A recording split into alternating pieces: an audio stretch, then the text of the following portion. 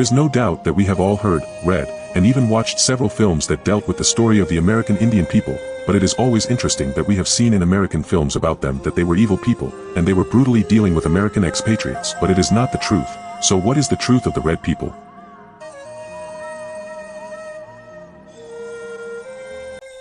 The Amerindians arrived many years before the arrival of Christopher Columbus's expedition, where they crossed the strait between northwestern North America and the northeast of the continent of Asia, where they settled and cultivated, where they learned agriculture, were interested in spiritual civilization, and honored women. When Christopher Columbus reached them on his famous journey, he thought he had reached Indian lands because of their distinctive red skin color, but he was surprised to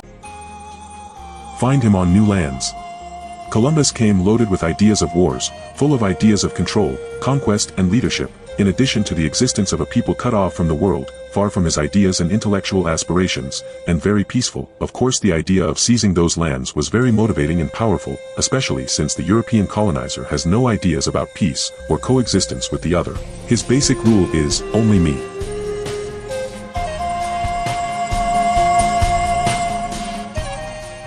The enemy visitor immediately began a process of genocide of the indigenous population, without any control or respect for inviolability. They killed women, children, young people, destroyed greenery and land, poisoned wells, slaughtered livestock, and this is not strange to them. They did it as the black heritage of Europe and what they have been accustomed to for ages. However, it was not from the leaders of the Indian tribes that they asked for peace with the next occupier.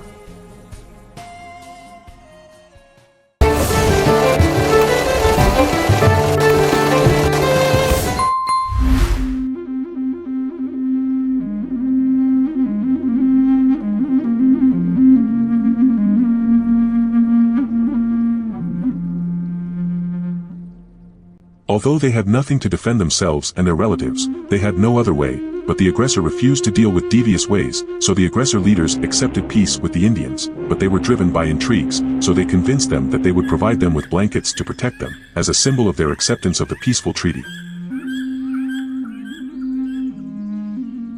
However, they prepared for a new biological war. To completely eliminate the Native Americans, they brought them covers from European epidemic sanatoriums, all of which are loaded with many incurable epidemic diseases, such as plague, diphtheria, smallpox, and others, in order to harvest them in overwhelming numbers in a short time.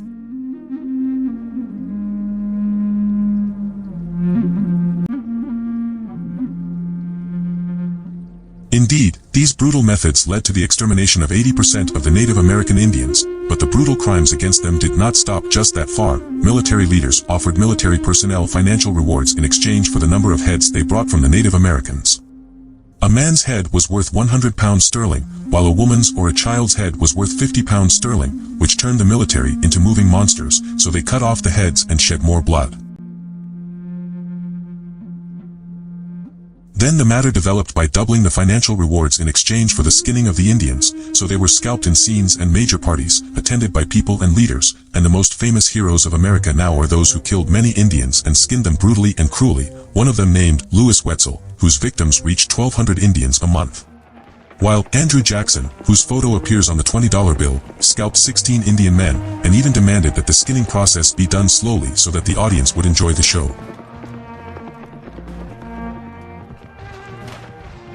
150 years of brutal, barbaric murder and forced displacement of the Red Indians from their lands by the English occupier, and even polluted their water and food so that they could not reproduce again, so that they would not have new generations that would regain the stolen rights. The Indians believed in the existence of water gods, who would come to them to save them one day from the enemy usurping their land, and when the Spanish soldiers reached them, the Indians began to offer them gold, believing them to be the gods saved from the enemy, as the legend said.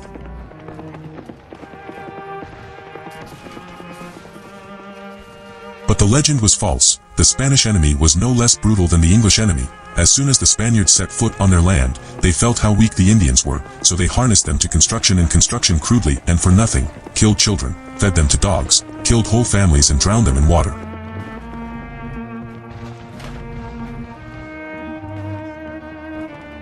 This was part of what the Amerindians were subjected to at the hands of the occupiers, both the English and the Spanish, and we will not be able to say that the Indians did not resist, but without parity, there is no weapon or gunshot that restores their rights to them.